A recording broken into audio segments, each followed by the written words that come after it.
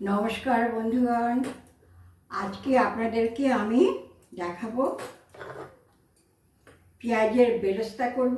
এই পেঁয়াজটা কেটে রেখেছি, পেঁয়াজের বেরেস্তা করে আপনাদেরকে কাঁকড়ার ঝাল দেখাবো। হ্যাঁ, পেঁয়াজের বেরেস্তার ঝাল। হ্যাঁ, কাজেই আমি এই কাঁকড়াটাকে প্রথমে আমি একটুখানি নুন হলুদ দিয়ে মাখিয়ে ভেজে তুলে রাখবো।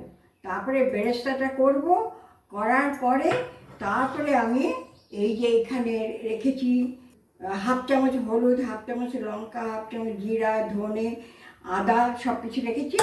আর এখানে যে পেঁয়াজ আছে, 1 কোয়া রসুন দিয়েছি। আমি রসুন খুব একটা পছন্দ করি না, তো তাই 1 কোয়া রসুন দিয়েছি। আর এই পরিমাণ আদা দিয়েছি, আর অল্প একটু পেঁয়াজ আর মিক্সিতে বেটে নেব। আচ্ছা, এবারে আমার কড়াই গরম হয়ে গেছে।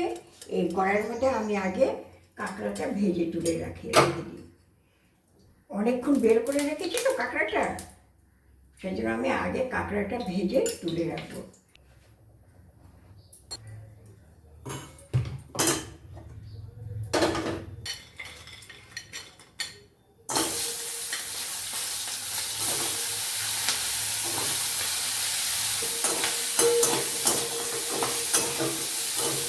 এই আমার কাঁকড়াটা ভাজা হয়ে গেল।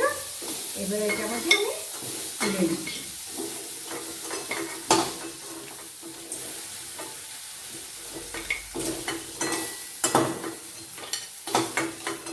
কাঁকড়াটা ভেজে আমি ধুয়ে নিলাম, পরিষ্কার করে নিলাম। কেন বেরেস্তার মধ্যে যদি নুন লাগে না, তাহলে বেরেস্তাটা মুড়মুড়ে হয় না। একবার আমার এরকম হয়েছিল, সেই জন্যই আমি বললাম, সেই অভিজ্ঞতা থেকেই বললাম। এবার তেল দিলাম, তেল দিয়ে আমি মুড়মুড়ে করে বেরেস্তাটা ভেজে নেব। এই তেল গরম হয়ে গেল।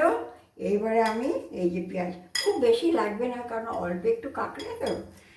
আর আমার হাজব্যান্ড কাঁকড়া খান না, ওনার একটু অ্যালার্জি আছে, আমি একাই খাবো।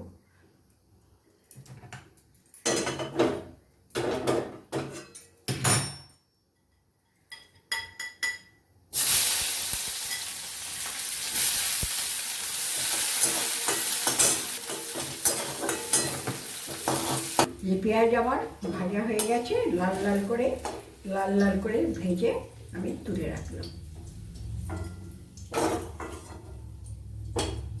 এর মধ্যে অল্প জিরে ফোড়ন দিলাম, তারপরে একটা তেজপাতা দিয়ে দিলাম, আর একটু গরম মশলা দেব,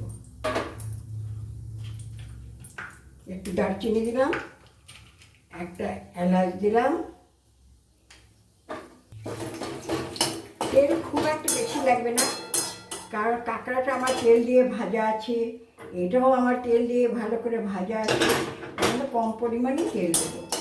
আর 1 পালির মতন তেল দিয়ে দিই, ভাজা তেলটা রয়েছে, আর 1.5 পালি দিয়ে দিলাম। ঠিক আছে,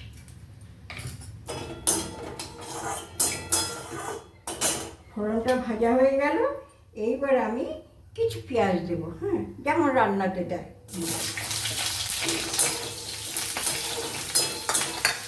পেঁয়াজটা ভাজা হয়ে গেল। এইবার আমি রসুন, আদা আর পেঁয়াজ যে পেস্ট করে রেখেছিলাম সেটা দিয়ে দিলাম।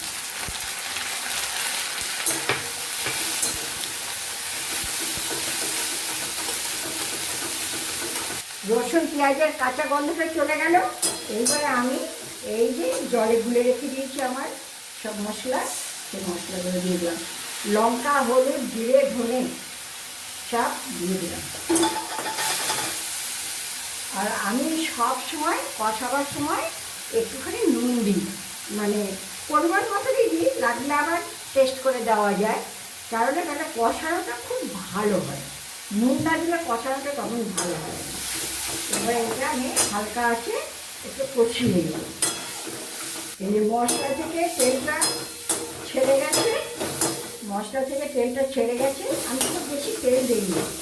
এইবার আমি পরিমাণ মতন জল দেব, বেশি ঝোল রাখবো না।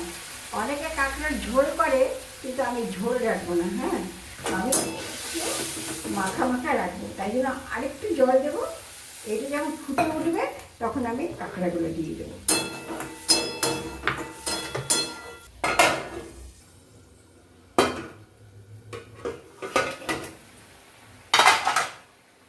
ঝোলটা ফুটে উঠেছে, ঝোল ফুটে উঠেছে, কাঁকড়াটা দিয়ে দিলাম। কাঁকড়া দিয়ে এবার আমি ঢাকা দিয়ে দেবো, সিমে রাখলাম, আস্তে আস্তে হতে থাক। এবার দেখি কতটা কি হলো। এই দেখুন একদম গা মাখা ঝোল হয়ে গেছে। এইটুকুনি রস তো রাখতেই হবে, কারণ ভাত দিয়ে মেখে খেতে হবে।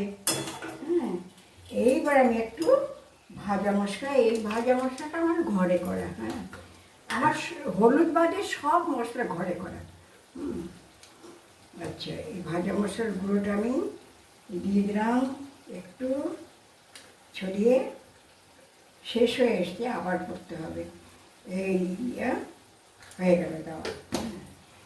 এটাকে একটুখানি উল্টে পাল্টে দেবো। আমি কিন্তু সিমে রেখেছি, হ্যাঁ পুরোটা সিমে রেখেছি। এইবারে যে পেঁয়াজটা ভেজে রেখেছিলাম, সেই পেঁয়াজটা ছড়িয়ে একটু এপিট ওপিট করে নামিয়ে রেখে দেবো। বেরেস্তা দেওয়ার পর বেশি ফুটাতে একটু এদিক ওদিক করে। এতো বেরেস্তাটাও একটু ঝোল টানবে, বেরেস্তাটাও একটু ঝোল টানবে। এই হয়ে গেল আমার কাঁকড়া, বেরেস্তা দিয়ে কাঁকড়ার ঝাল। এর মধ্যে একটা কাঁচা লঙ্কাও দিয়ে দিলাম, একটুখানি নেড়ে দিলে কাঁচা লঙ্কা দিলাম, এর নাড়লে পরে একটু ফ্লেভার আছে। হ্যাঁ,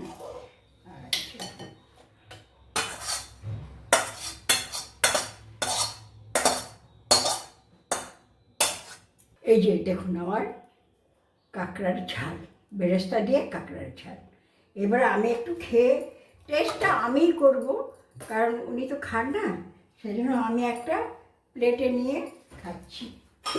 খেয়ে আপনাদের বলছি কেমন হয়েছে। একটু টুকরো নিলাম। হ্যাঁ,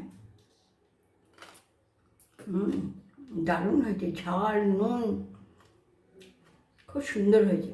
আমি হালকা একটুখানি চিনি দিয়েছিলাম তেলের মধ্যে, এটা বলতে ভুলে গেছি। হালকা একটু চিনির মধ্যে, তেলের মধ্যে চিনি দিয়েছিলাম। অপূর্ব অপূর্ব টেস্ট হয়েছে।